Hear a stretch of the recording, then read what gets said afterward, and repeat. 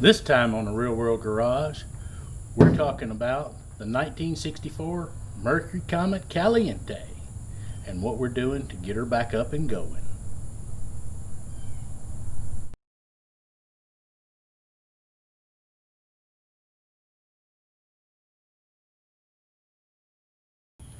Alright, let's get into it.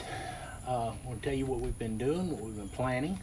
We have actually started doing a little evaluation and taking a look at the cylinder heads. We've removed valves and taken a look at valve seats and valves and seeing if they are going to be usable as are, if I'm going to have the heads reworked. We have taken time to pull the bearings and inspect the crankshaft, and what I found quite interesting with this little engine, which happens to be the 260 high performance version of for the Mercury Comet, and they also used it, of course, in the Ford Falcon, and later went on and put it in the Mustang. It was the first I think half of the run on Mustang they used a 260. So anyway, what I found interesting about the bearings were when I rolled the bearings out and looked at them, they're date coded from February 1964. The main bearings are dated January 1964.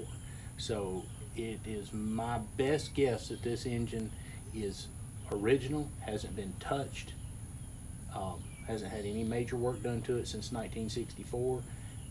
Inspecting the block, I don't see a lot of ridge wear in the cylinders, so we should be in really good shape to build this motor back without having to put a lot of work into it and without having to put a whole ton of machine work into it.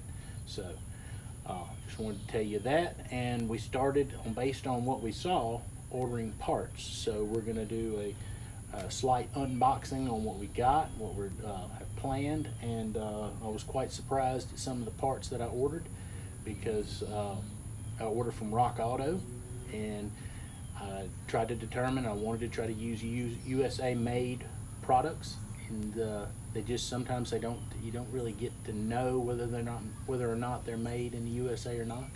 So, but when I got in, I was very surprised, and I'll show you. So, first order of business is knock over the rooster. Stay still, rooster. Is we got a Haynes repair manual for that engine.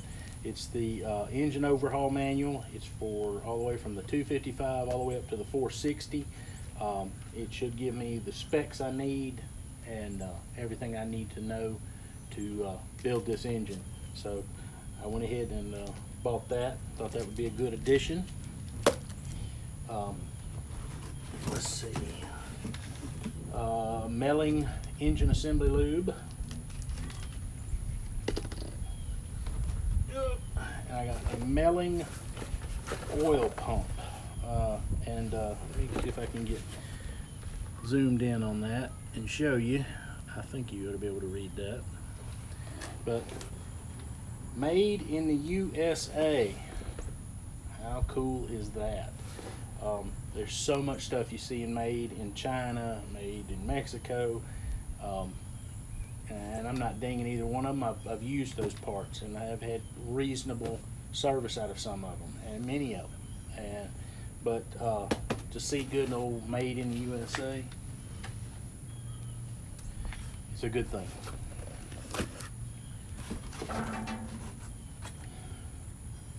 Another magnet for my wall. Rock Auto is not a sponsor. Everything that goes on my channel comes right out of my own pocket. So, but Rock Auto, if you ever want to consider sponsoring me, hit me up.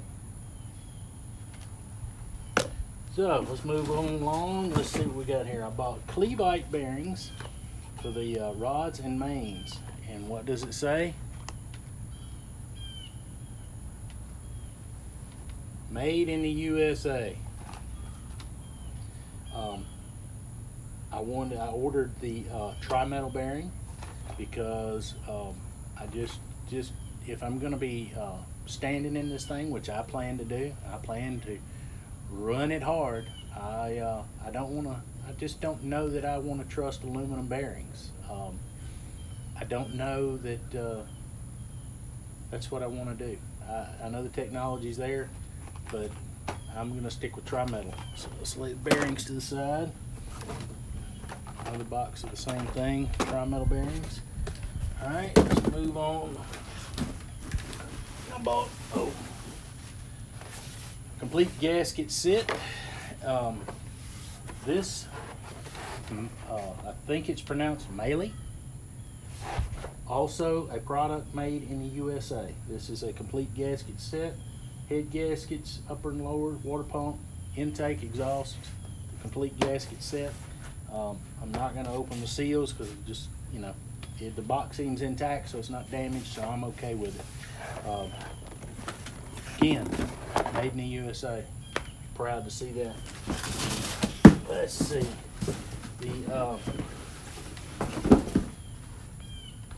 I tried to order the original Motorcraft Oil Filter for this engine, and I could not find one on Rock Auto.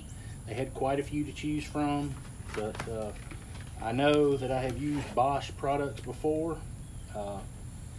Let's see if it says it, and we're in luck. I had not looked at this yet, but Bosch, made in the USA. So there again,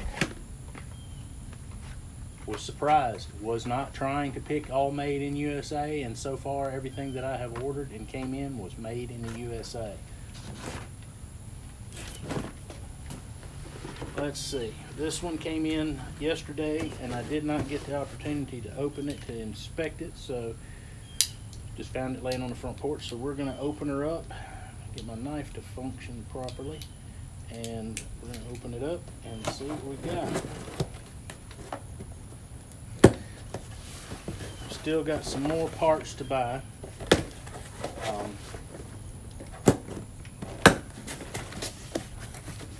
There we go. Here's the Clois Melee. Let's see. These are the main bearings, and they are, yes, made in the USA. So we're also in good shape there. All right, now I bought the Clois Timing Set. It has an American flag on it, and yes, it is made in the USA. Let's take a quick peek in here. Timing chain is not fragile like bearings are. Let's see. Ooh, here's a gear. And that is a high quality part there, boys and girls. Let's take a look at this. Yes, sir. Another high quality part. And there again, like I said, I don't want people to think I'm down in the Chinese made stuff or the made in Mexico. I just think we need to get back to sourcing and producing a lot of our own stuff. After everything that's gone on in the world here recently, I think it should have taught us a lesson. Made in the USA. So, all right, y'all hang on. We're gonna take a quick break. We'll be right back.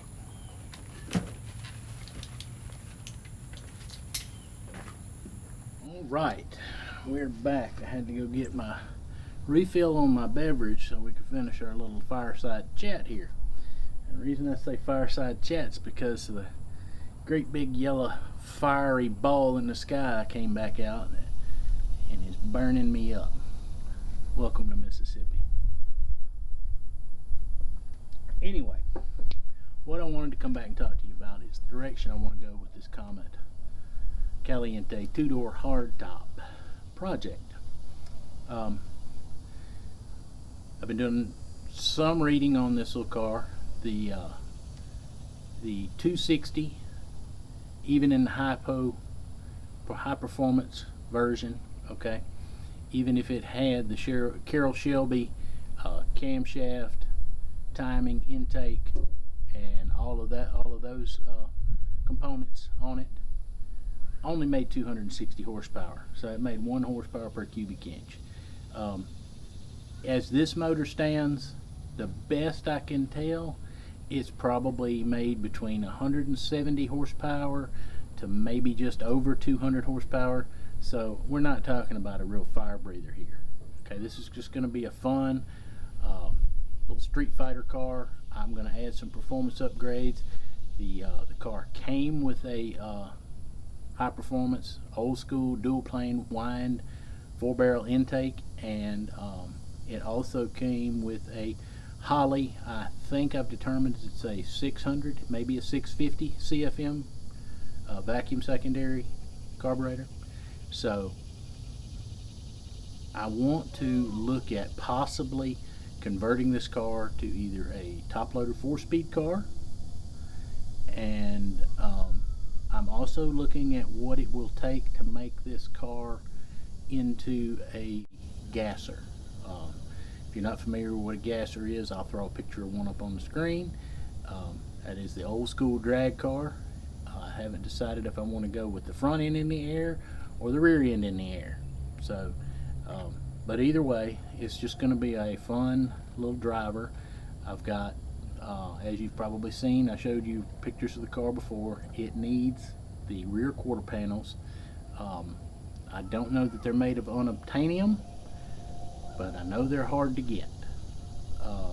They're not just falling out of trees. So we've still got to work on getting those, and we've got to get going on getting this motor together and get it running.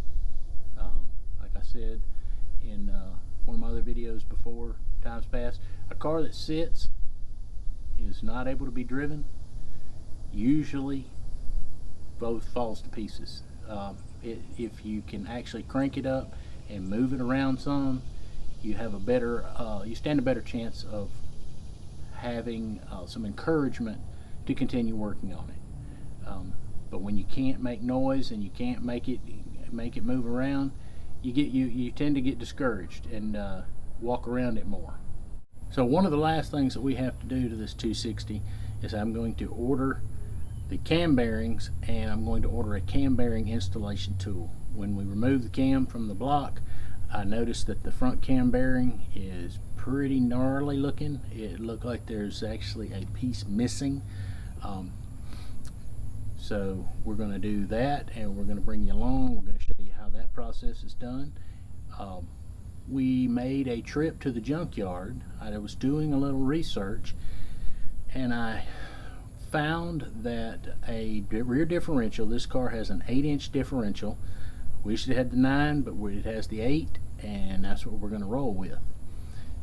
That rear end was made from 1964 all the way through till 1977. It was supposed to be the same, and I'm going to take them at their word, and I'm going to take my research at its word that it was correct, because a couple of weeks ago I was in the junkyard and I found a 1976 Ford Maverick that had an 8-inch rear end in it.